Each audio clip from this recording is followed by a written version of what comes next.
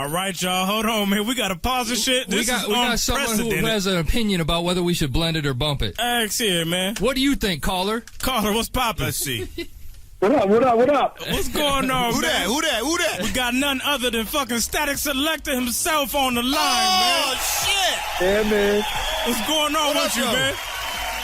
My bass is gone, man. I've been partying too much. I ain't mad at that, man. Now, for the listeners we got that's tuned in live, man, do not let this influence the vote, man. Yeah, keep your score, niggas. We gotta keep it unbiased, man. But Static, good to have you on, man. Yeah, how you been, man? How's people been receiving 1982? What's been going on? Yeah, I mean, it's crazy, man. The feedback we've been getting is amazing. We've been on the road all week. We did Salt Lake City, L.A., Boston, Vermont, Atlanta. Like, we just been getting in, man, and the feedback's real insane. Term's actually in Houston with Bun B and Drake right now shooting a video. Oh, okay. Shit. That's what's up, man. Now, just to fill you in, man, in case I'm not sure how much info you got, we do a segment called Blend It or Bump It, man. We got a Blend Tech blender. We play the tracks. We play about a minute and a half of every song. And then we let ourselves, our show, and then our listeners decide the fate of the CD, man. So we almost halfway through, man. We just got done playing track number 7. You should go home. So we got about 9 more tracks left to play, man. But so far, bro, you looking good. I ain't gonna hedge the bet, but you looking good so far, man. We're not gonna let you do the tell people who to vote for or anything. We're just you just tell people to vote. Keep score. That's it. Alex here. No doubt. Alex here, man. So what's next for you, man? I know you stay busy. I got my next album coming out in April. My next solo album, like a compilation again. But this time around, it's gonna be a lot of new cats, like Freddie Gibbs and Big Crit and Mac Miller, all kinds of new cats. So I'm gonna team them up with some of the OGs, No doubt, man. No doubt. Now, man, how's that? I mean, you from Boston, man. So you from the East.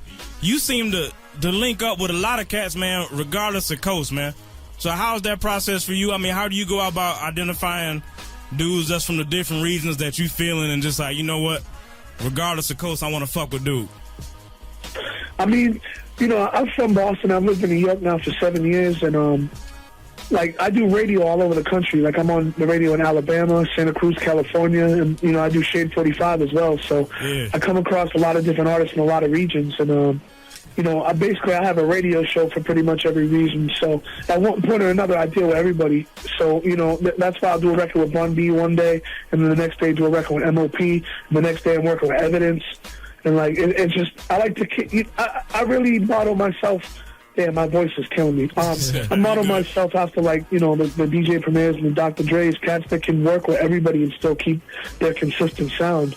And, that's all I can strive for, for any kind of comparison, you know what I mean? Like, those are the greatest right there. So I try to take elements from everybody from Jay Dilla to Dre to Preem to Q-Tip to even like DJ Quick, and I try to put them all together for my own thing, I feel that, man. Now, talking about Preem, man, we just got done a couple songs ago. We hit the radio joint, man. And I got it right here on my notes. I'm like, yeah, that joint remind me of Primo, like some of the classic Primo production, man. And what's with you and them samples, man? I love it. But to me, a lot of people starting to get away. Everyone going electronic. Shit getting more and more keyboards, man. But you seem to stick with the samples. You still do some break beats, man. I love that style, man. So, I mean... Yeah, I try to take, like the 90s formula and update it for 2010. Okay. And it's like, a lot of cats got scared. I know a lot of big producers that are like scared to do it because of the publishing and shit. But there's still cats like, Kanye and Just Blaze and Preem never went away from it.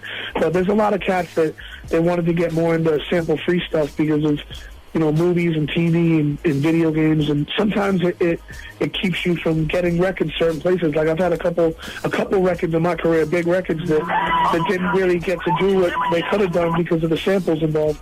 So now it's like I'm learning how to flip them certain ways, and you got to take out sometimes. I just did a record on Chic Lucha's album, and they took like 85% of the publishing. Man. Man, that's just there's a lot of records like that, but that shit's got to be really annoying, man.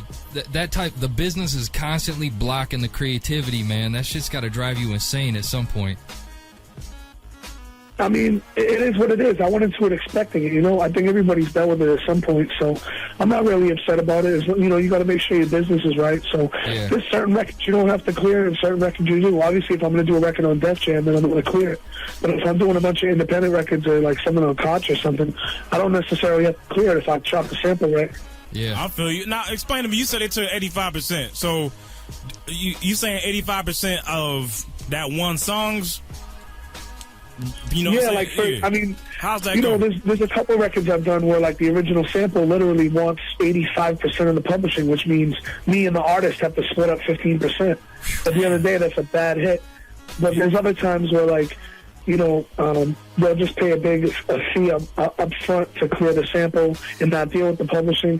And then there's other times where we just get away with it. Or maybe someone knows somebody, like there's politics involved. Like I know Wisner-Johnson did a record on Raekwon's album where he sampled Elton John, and they didn't even have to clear it because Riz is mad cool with Elton John. They just like let it slide.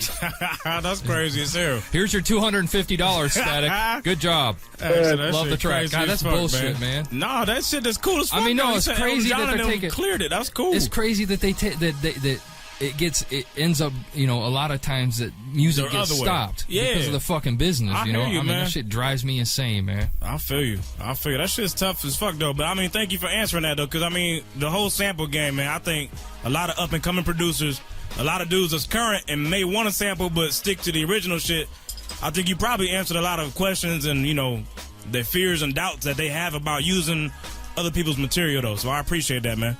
That's good info. Yeah, man. I mean, it gets funky, you know. If you're doing, like, I did the Grand Theft Auto Lost in the Dam soundtrack, and I had to really, like, get busy because we couldn't use any samples. Like, even the drums are, like, really layered. So it can get funky on you. Yeah. Oh, man. I feel that, man. So for the people that's tuning in right now in the chat, man, tell them where they can go find out all the latest Static news, man, where they can find out what's coming out next. Hit them up with your info. ShowOffHipHop.com. Excuse me, ShowOffHipHop.com. And every Thursday night, Shade 45, I'm on 10 to 12. And actually, I'm on right now. the reason I'm not on right now is because Eminem had his 6th anniversary this week. Yeah. So I'm you know, I'm setting out this week. But every other week we're live Thursdays, and then I don't know, man. Like the website, Twitter. I actually just saw your link on Twitter, and I seen y'all said you were playing the music, and I just clicked in. That's it, man. That's what we try to do, man. We try to connect. Drop a note in with the program director over there, Shade 45. That's it, man. Yo, for real, fellas, come through and be the guest, whatever. No doubt, man. That's good shit, man. All right, Static. Well, we're gonna get back to your music, man. We got 9 tracks left to play for the people. And shit, so far, like I said, bro, you looking good. I don't know. All right, well, look, I'll be watching. All right, my dude. Thank you, sir. Be easy. Hey, I was trying to tell him. Go, sir. No, go ahead. You still there, Static? No, he's off. Yeah, okay. My bad, I'm just dude. saying. I'm keeping score. I can't do it on keeping like score. just because you called in. Was Me that neither. random or what? Was that random? That's random as shit. All right, that's what the fuck we love, He man. might have just made my top 10 for the 10-year anniversary, right? He might have just made my top 10 for the like interviews. Like, where the fuck did he come from? Shouts to Static, man. Hey, What's up, man? You gotta love that shit, man. We left off with "You Should Go Home," the Bum B, Mass Pike Joint. That was track 7. I'm checking the chat to see if this nigga's name is in here. We got number 8, man. "Tell Me Lies." Styles P featured on the joint, man. Terminology, Static Selected, 1982, man. Hoodhype.com. Blend it or bump it.